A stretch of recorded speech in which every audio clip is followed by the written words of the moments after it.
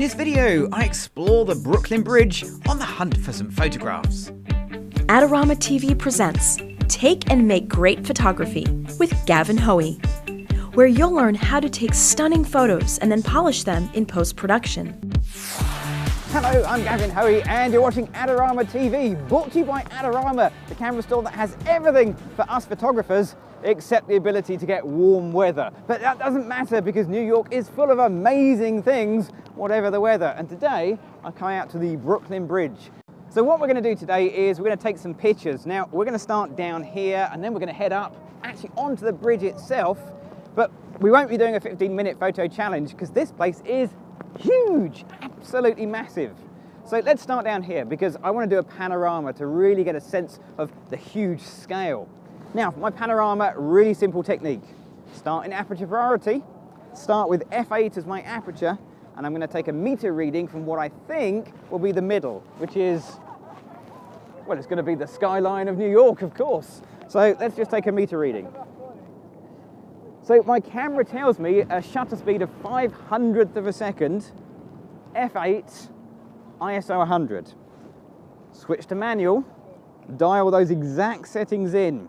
500th, f8, ISO 100, and then I'm going to take a picture of my hand. Yeah, I know, exciting, huh? But that just tells me this is the beginning of my pano sequence. So when I get back to England and I see all my pictures, I remember that this is a pano. Okay, so over there is, well, over there is Statue of Liberty. That's going to be my beginning point, but it's going to seem a long way away in this shot. Okay, so that's going to be shot number one, and then I'm going to look for whatever is on the right-hand side, put it on my left-hand side for the second shot, and then go round, and round, and round, and round a little bit more, and around a bit more, and then round again, and round, hello, and round again, and round back to the beginning. So why did I go all the way round? Well, it's great to do a panorama, but you don't have to use all of the pictures. If you take lots of pictures, you can choose how much of the pano you want. If you only do a little bit and you get back home and you think, oh, I wish I had a slightly bigger panorama, what are you going to do? Fly 3,500 miles back to New York? Yeah, that's exactly what I'm going to do, but sadly I don't think that's going to happen in the near future. Okay, so that's my pano in the bag. What we're going to do now is go up onto the bridge. Let's go. So we've made it up onto the bridge. It's a little bit noisy up here, but it's an amazing view. And that's what it's all about with photography, the view. So I've still got my 10-20 Sigma lens. This lens is perfect for the Brooklyn Bridge because there's just so much to take in. So I've reached a point where I think I've got a really good shot. I'm going to take a picture here with the 20mm end of the lens, just to show you the difference. So that's what I get with the 20mm end of the lens. Let's dial that out to the 10mm end of the lens, and just have a look at the difference there. It's incredible how much more you get in with a 10mm lens compared to a 20mm lens. I'm not really sure about the shot. I've shot this in landscape, but you know what? This is a portrait format shot as well. So let's do it in exactly the same way. Let's start with a 20mm lens in portrait format, and then the 10mm end. And in 10mm, look how much further I can angle down. How much more I get in. Woo!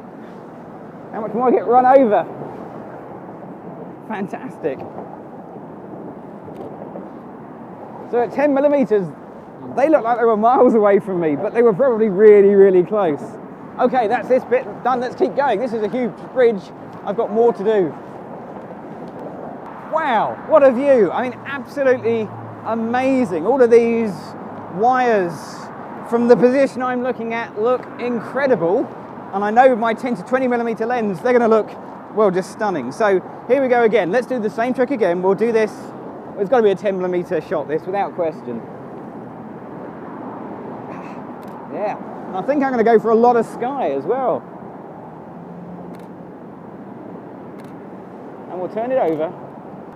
So here's a little thing. More of my shots are taken at this height than any other height. Is that the best place to be right now? I don't think it is, actually. I'm going to change my shooting position from my standard standing height. I'm going to get down a bit lower. And I can shoot low because I've got this flippy, foldy screen of the 60D. These little screens are fantastic. They are so much better. So let's get down really low. We'll go really wide. I'm literally going to put it right on the floor. Turn on live view. It's a very sunny day today, but I can see what I'm getting in here. Now, if I shoot this at f8, I get a depth of field that's pretty good. But I can rest this on the floor and use f22 because it's not going to move very much. And at f22, I'm going to get a much bigger depth of field. Yeah, I'll get a slower shutter speed, but this is just working really well for me. Okay, let's just back up just a little tiny bit. Try and get this nice and symmetrical. And what a difference. Now again, I can turn this over so I can do it in upright format as well, in portrait format too. Now it's a little bit harder to balance like this, but that works really well as well. I love that, that's fantastic. Let's angle it up a little bit. Okay, so I think we've got that. Let's move on and see what else we can find. This is a great view. This is New York for me. Traffic, noise, and an amazing view of the Manhattan skyline. This is probably going to be my last shot here in New York, so this is a great way to finish. I want to take some pictures of the cars coming underneath here, so I'm going to be working in aperture priority mode. I'm going to choose an aperture of f11. Now that gives me a lot of depth of field, but hey, we've got the entire Manhattan skyline to get sharp and the road just a few feet below me as well, so I need that big depth of field. So let's just take a shot here and see how we go.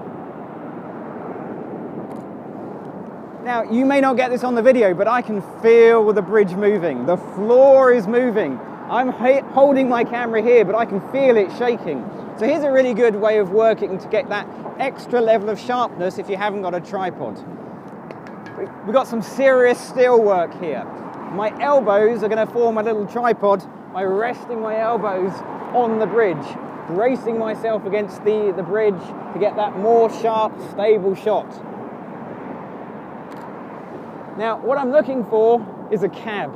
I want a yellow cab in my last picture of New York. The yellow cabs are everywhere here in New York, and that's, for me, that quintessential look. Manhattan, yellow cabs, Brooklyn Bridge. Let's get the shot.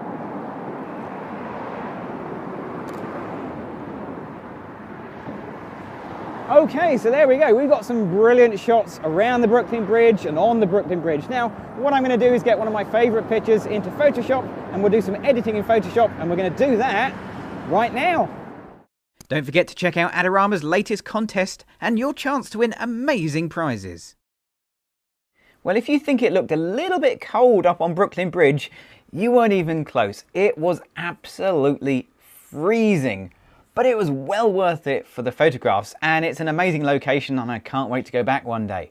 Now, in the meantime, I'm going to edit the last picture from that sequence. That's the picture with the cab where everything is black and white apart from the yellow cab, which of course is yellow.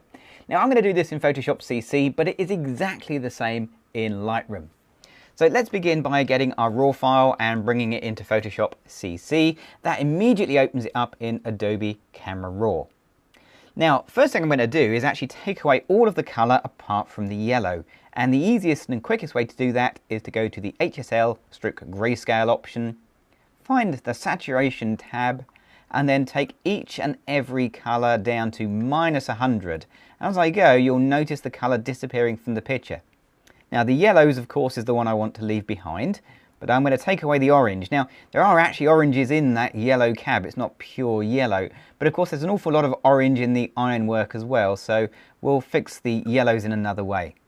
So we're left with just the yellows. And they do look a little bit washed out because we have lost the orangey bits of things.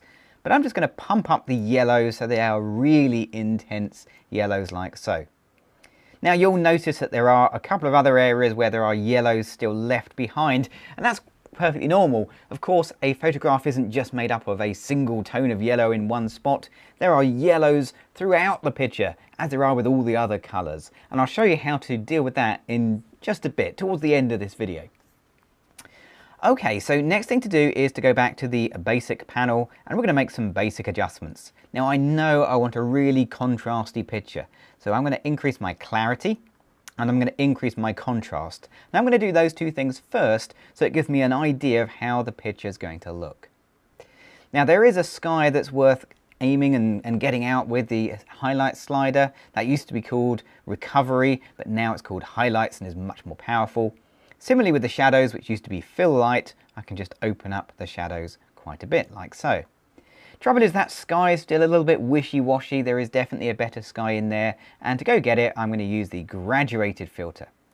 Now the graduated filter allows me to choose an exposure of say -1 stop, and just by clicking and dragging, I get a nice straight graduated filter across the sky. The further you drag, the more gentle the blend becomes, and you can move and change all the positions and the angles after you've started, and of course you can even change the exposure, but around about -1 looks good. Okay, so I'm happy with everything I've got there. It just leaves me that little yellow stripe down the side and the slight yellow haze. Now to deal with that, we're going to use a tool very similar to the graduated filter. It's called the adjustment brush. Now you'll find it right next to the graduated filter. There it is. And this time what I'm going to do is I'm going to reset everything. So let's bring the exposure back to 0. And I'm just going to change the saturation. So we'll bring the saturation down to -100. And I'm going to paint over the picture. Now where I paint, I'm going to remove the colour so that yellowy tone disappears. And I'm going to go around the edge of the car, but try not to clip the car if I can possibly avoid it. The more time you spend doing this, the better. If you do take out a little bit of the colour, just hold the Alt or the Option key, and that'll allow you to erase what you've just done and bring the colour back through.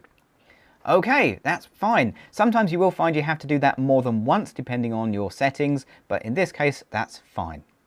So very last thing to do is to jump back to the normal tools, and we'll find the split toning option. And on the split toning option, I'm just going to increase the saturation only for the shadows. I'm going to put it to around about 25. And then I'm going to change the hue, and I'm going to put that around about 35. And that should give me a nice sepia tone where before it was black and white. It's a little bit of a tweak, but it makes all the difference, and it really makes our picture stand out from the crowd. Okay, so there we are. There is the last picture from my trip to New York City. I hope you've enjoyed that little sequence of videos that I shot there. If you want to see more videos from me and the other amazing presenters here on Adorama TV, you should be clicking on the subscribe button right now. I'm Gavin Hoey. Thanks for watching.